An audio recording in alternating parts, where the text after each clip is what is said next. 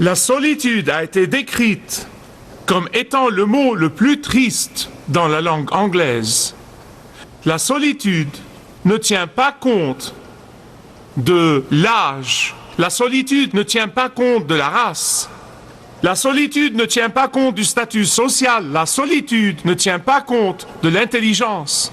C'était Albert Einstein qui a dit un jour, « C'est étrange d'être connu de tous et de se sentir si seul pour autant. »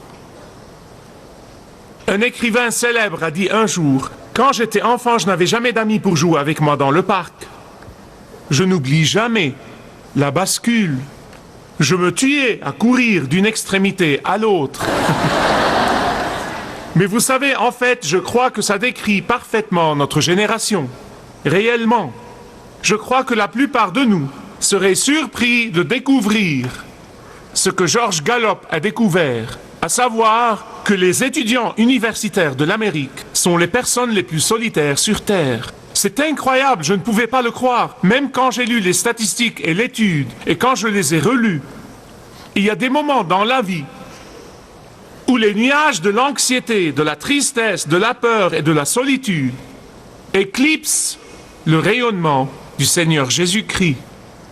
Mais au lieu de la grisaille et au lieu de la morosité de ces nuages, il faut que vous sachiez comment changer vos barrières en des occasions d'aimer Jésus-Christ plus profondément. Et aujourd'hui, je veux vous montrer comment vous pouvez changer ces défis en des moyens d'aimer le Seigneur Jésus plus profondément. Je veux vous montrer aujourd'hui comment ces moments monotones dans nos vies peuvent être changés en des moments sacrés et en des lieux sacrés où que vous soyez, afin d'approfondir votre amour pour le Seigneur Jésus-Christ. Mais vous savez, il y a deux genres de solitude, réellement deux genres, complètement différents l'un de l'autre. Il y a la solitude qui est ressentie par ceux qui ne connaissent pas le Seigneur Jésus-Christ.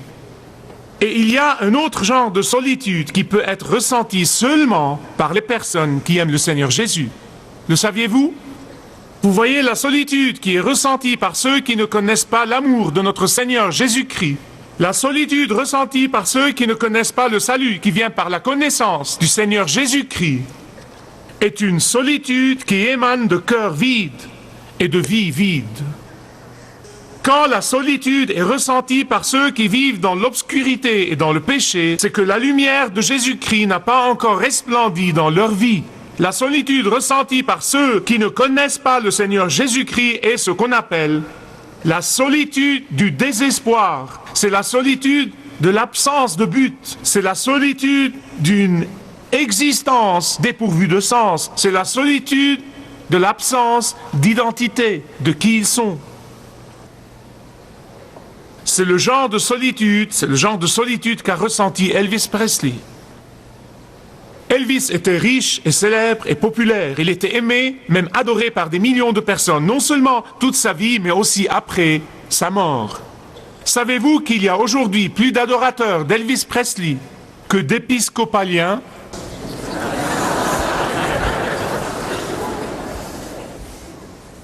Quelques semaines seulement avant la mort d'Elvis Presley, alors qu'il était riche et célèbre et populaire, un journaliste lui a posé une question quelques semaines avant sa mort. Et il a dit, Elvis, maintenant que tu es célèbre et riche, es-tu vraiment heureux? Et Elvis lui a répondu immédiatement, non, je ne le suis pas du tout. Je suis aussi solitaire que l'enfer. Il y a une chose qu'il avait bien comprise, l'enfer est un endroit très solitaire. C'est le genre de solitude que ceux qui ne connaissent pas le Seigneur Jésus-Christ ressentent toute leur vie et vont continuer à le ressentir jusqu'au moment où ils soumettront leur vie à la grâce de Dieu. Le moment où ils accepteront la seule voie de salut, le moment où ils accepteront le seul qui peut leur donner la joie et la paix. Voilà pourquoi la solitude ressentie par les croyants est très différente de celle ressentie par le monde. La solitude qui est ressentie par les croyants vient du fait qu'ils se sentent étrangers dans ce monde. La solitude qui est ressentie par les croyants vient du fait qu'ils désirent être avec le Père céleste au ciel. La solitude des croyants vient réellement du fait qu'ils se sentent comme des étrangers et des voyageurs sur la terre. Leur solitude vient du fait de leur connaissance, de leur ressentiment et de leur résistance à la tentation continue du mal et du péché et de Satan, jour après jour. Quand nous serons au ciel, la chose que nous n'allons pas faire, c'est de résister à Satan et au péché, parce qu'il n'y aura plus de péché. Dans ces moments, nous sentons que nous sommes seuls et que nul n'est aussi droit et juste que nous.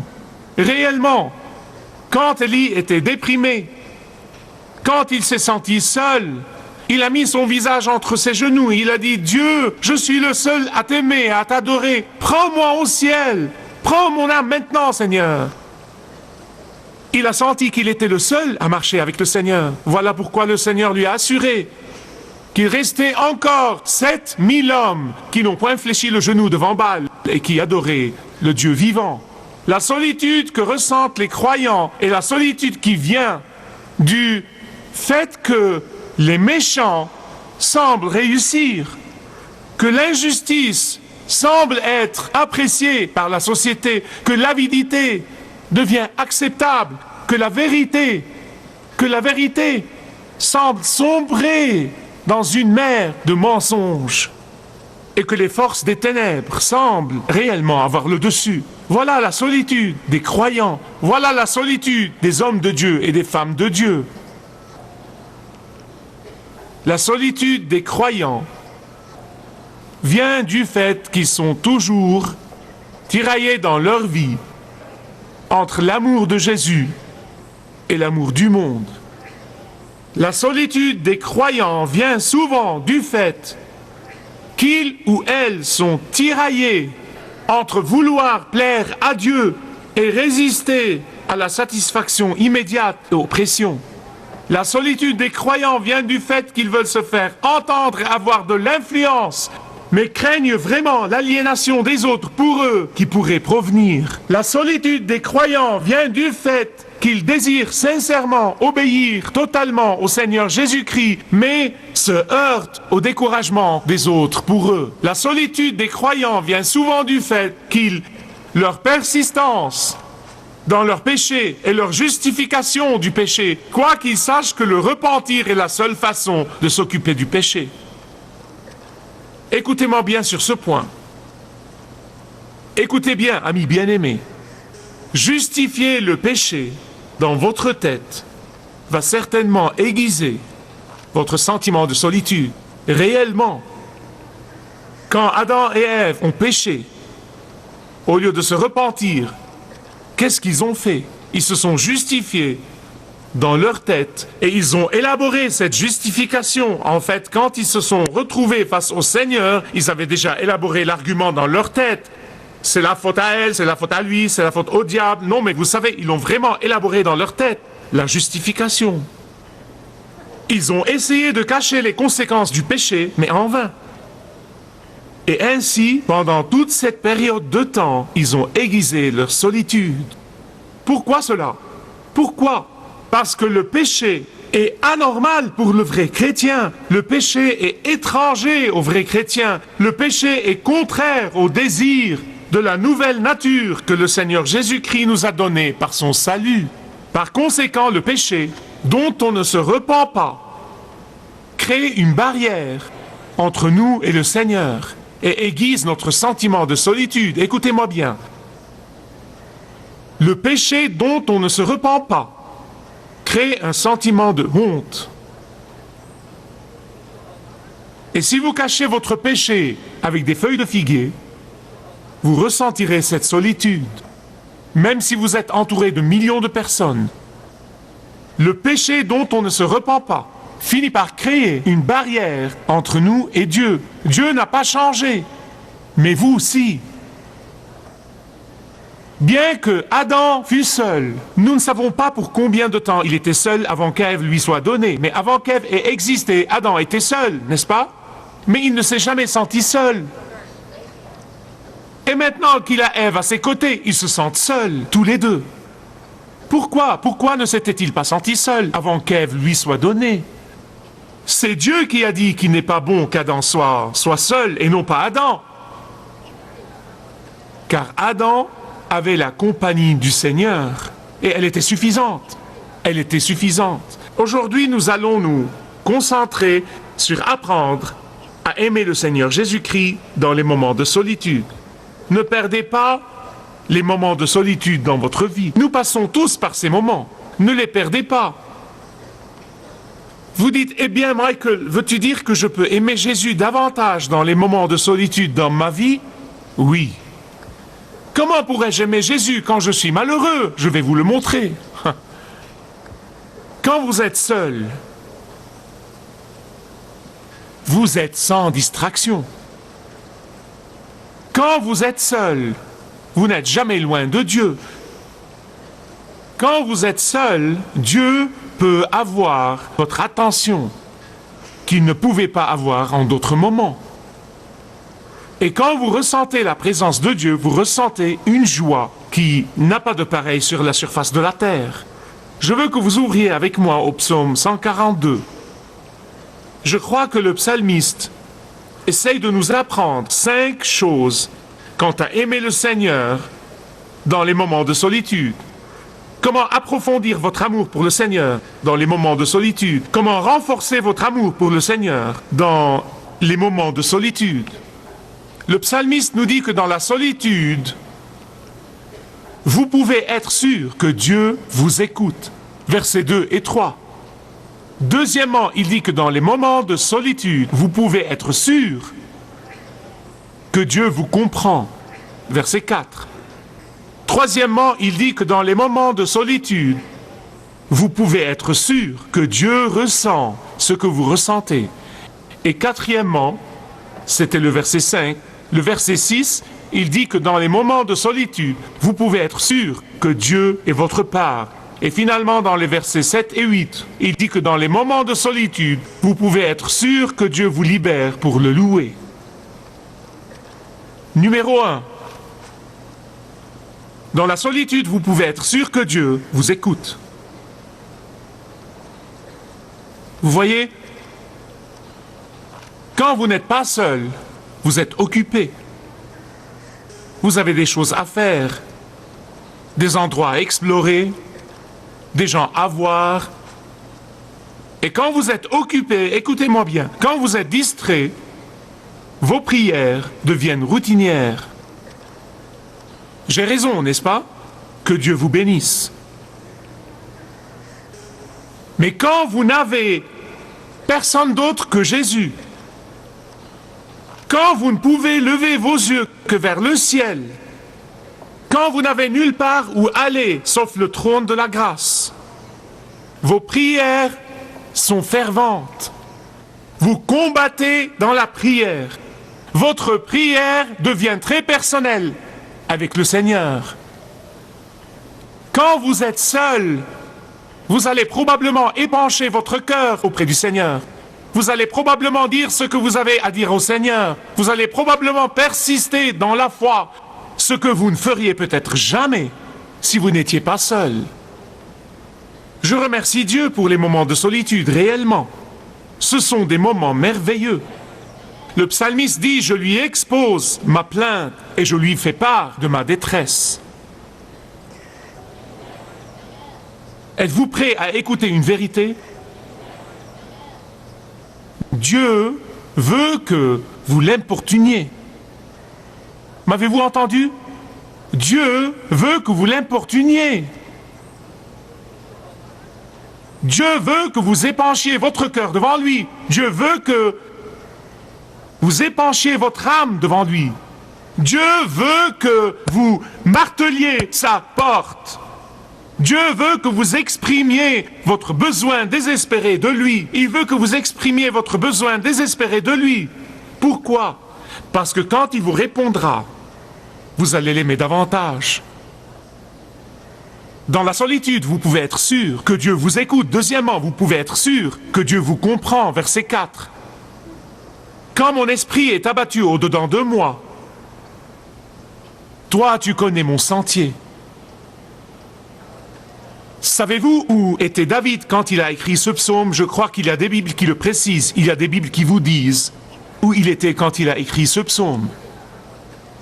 Il était dans une caverne, seul, dans une caverne. Mais qu'est-il arrivé à David quand il avait 16 ans? Vous rappelez-vous? Il a été oint par l'homme de Dieu, Samuel. Il a été mis à part pour un travail puissant de Dieu. En fait, vous savez quoi? Je crois que ce genre de choses, ce genre de conditions est précisément et exactement un portrait de tous les chrétiens. Le Seigneur Jésus vous a appelé, et quand il vous a appelé, il vous a promis le pardon, il vous a promis la direction, il vous a promis la protection, il vous a promis la vie éternelle avec lui. Mais le péché est entré en jeu. Et il a amené avec lui le doute et la peur et l'anxiété et la solitude. Quand le péché entre en jeu, il nous met dans une caverne solitaire, réellement. Que fait Dieu quand le péché vous met et me met dans une caverne solitaire? Dieu nous attend. Qu'est-ce qu'il attend? Il attend que nous nous repentions de ce péché. Il attend que nous nous tournions vers lui. Il attend que nous marchions avec lui à nouveau. Il attend que nous commencions à mieux le connaître. Il attend que nous goûtions à sa miséricorde. Encore. Et à nouveau. Encore une fois. Il attend qu'on réponde à son amour pour nous, par notre amour pour lui. Dieu sait où nous en sommes. Ça ne sert à rien de feindre. Dans la solitude, vous pouvez être sûr que Dieu vous écoute, vous pouvez être sûr que Dieu vous comprend. Dans la solitude, troisièmement, Dieu ressent ce que vous ressentez. Regardez le verset 5. Il dit, jette les yeux à droite et regarde, personne ne me reconnaît. Tout refuge est perdu pour moi. Savez-vous ce que vous éprouvez quand vous passez par des moments de solitude dans votre vie? Vous sentez que vous êtes les seuls à avoir jamais éprouvé ce que vous êtes en train d'éprouver en ce moment. Personne ne me comprend. Personne ne peut comprendre où j'en suis. Personne ne se soucie. N'est-ce pas? C'est normal. Ne vous faites pas de reproches. Élie l'a ressenti. David l'a ressenti aussi. Et Paul l'a ressenti quand il était à Rome. Mais en réalité, Élie avait 7000 hommes qui n'avaient point fléchi le genou devant Baal. Mais il ne les voyait pas. David, quand il était dans la caverne, était entouré d'un groupe d'amis loyaux. Ils étaient prêts à mourir pour lui, mais il ne les voyait pas. Paul, à Rome, avait Luc, le médecin, avec lui. Mais il a dit, tous m'ont abandonné. Il ne le voyait pas. Il en va de même pour tous les géants de la foi. Écoutez-moi bien attentivement, s'il vous plaît. Il n'y a qu'un seul qui était vraiment seul. Le seul qui était vraiment seul. Qui a éprouvé ce que ni vous, ni moi, ni aucun être humain sur la surface de la terre pourrait jamais éprouver. C'est Jésus. Quand il était séparé de Dieu le Père pour avoir porté nos péchés, c'était une chose sans pareille depuis l'éternité. Nous ne comprendrons jamais ça. Il était tout seul sur la croix, il était tout seul à la maison de Caïphe, il était tout seul. Voilà pourquoi il peut vous comprendre. Vous ne pourriez jamais dire « Oh Dieu, tu ne comprends pas par quoi je suis passé. » Oh si, il comprend, car son fils est passé par là. En fait, votre solitude la plus désespérée devient insignifiante par rapport à la solitude qu'il a endurée. Vous savez, quand vous vous retrouvez seul et quand vous traversez des moments de solitude, je veux vous dire, vous allez faire une fête. Vous allez faire une fête, réellement. Mais il s'agit de savoir si c'est une fête pour un ou une fête pour deux. Quand c'est une fête pour deux, il va changer votre désespoir en joie. Pourquoi David a-t-il dit « Regarde à droite » Vous voyez, dans le tribunal de son époque, un avocat, un défenseur, s'asseyait toujours à la droite de l'accusé et non pas à sa gauche. Et David cherchait en fait un avocat humain, il cherchait un défenseur humain et il ne l'a pas trouvé. Il n'a trouvé personne. En fait, ce n'est pas une coïncidence, ce n'est pas par hasard que Jésus est assis à la droite de Dieu le Père. Que fait-il? Il intercède pour vous et il plaide en votre faveur. Il milite en votre faveur. Il vous défend devant le Père Céleste. Voilà pourquoi dans les moments de solitude, quand vous ne pouvez pas trouver d'avocat terrestre, soyez sûr que vous avez votre avocat céleste. Dans la solitude, Dieu vous écoute. Dans la solitude, soyez sûr que Dieu vous comprend. Dans la solitude, soyez sûr que Dieu ressent ce que vous ressentez. Quatrièmement, dans la solitude, vous connaissez Dieu comme votre part. En fait, ce n'est pas le mot convenable. Ah, les traductions. Quand vous avez une tarte, si vous divisez cette tarte ou n'importe quoi d'autre, ou si vous divisez un tas d'argent, vous savez, vous dites, voilà votre part, et voilà votre part, et voilà votre part. Cela veut dire, en fait, c'est votre lot. Et c'est votre lot, cela vous appartient. Non, non, non. Le mot veut en fait dire la possession la plus précieuse. C'est ce qu'il veut dire. Et David dit, le Seigneur est ma possession la plus précieuse. Vous ne pouvez pas comprendre ça.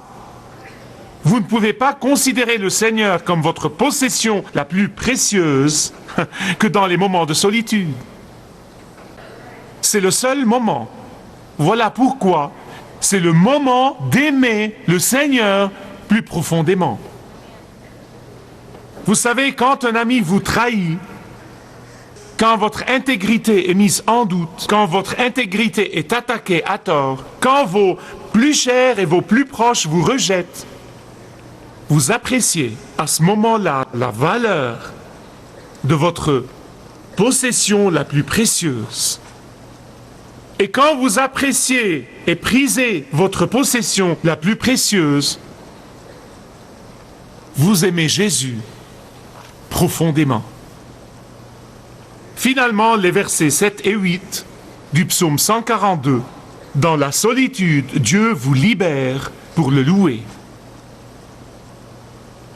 David dit, « Tire mon âme de sa prison afin que je célèbre ton nom, Seigneur. » Beaucoup de gens disent, « Tire mon âme de sa prison. » Et une fois que Dieu le fait, il l'oublie. Écoutez-moi bien sur ce point. Quand vous savez comment louer Dieu, dans la caverne de votre solitude, il la changera en un château. Quand vous savez comment louer Dieu et l'adorer dans la prison de votre solitude, il la changera en un palais. Quand vous savez comment louer Dieu au milieu de vos nuits solitaires, il les changera en soleil du midi.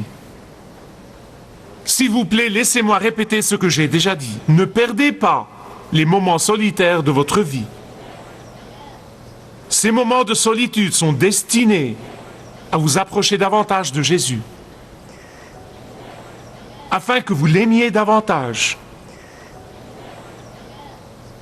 Je veux vous donner un exemple vivant, pendant que je clôture.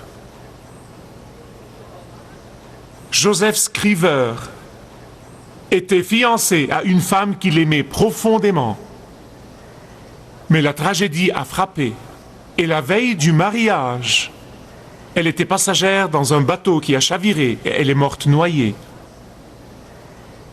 Dans l'espoir de surmonter sa douleur qu'il n'a jamais surmontée pour le restant de sa vie, dans l'espoir de surmonter sa douleur qu'il n'a jamais surmontée pour le restant de sa vie, il a quitté son pays, l'Irlande, et a immigré au Canada. Au Canada, il a enseigné dans les écoles. Il était instituteur. Mais il a fait autre chose. Il survivait littéralement sur une petite partie de son salaire. Et il consacrait tout son argent, il consacrait toute sa force aux dépourvus. Il donnait même ses propres vêtements. Et il était considéré par beaucoup de gens, y compris les chrétiens, comme excentrique. Mais en réalité, il a permis à sa solitude, il a permis à son chagrin, il a permis à sa douleur de l'approcher davantage du Seigneur afin de pouvoir l'aimer de tout son être. Vous savez, si quelqu'un vous appelle excentrique parce que vous aimez Jésus de tout votre être, considérez-le comme compliment. C'est un compliment. En fait, dans sa solitude, Joseph Scriver s'est tellement approché du Seigneur qu'il l'a connu comme son ami le plus cher, l'ami en qui il a le plus confiance. Et un jour, il voulait exprimer son amour pour le Seigneur.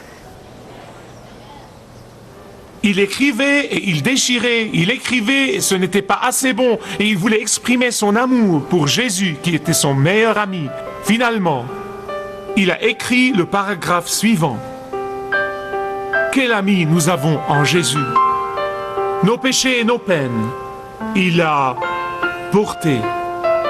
Quel privilège c'est que de porter toutes choses à Dieu dans la prière. Si vous désirez connaître Dieu d'une manière personnelle, demandez le livret « Retrouvez la joie que vous avez toujours désirée » et vous pourrez découvrir l'amour de Dieu pour vous et apprendre comment expérimenter son pardon.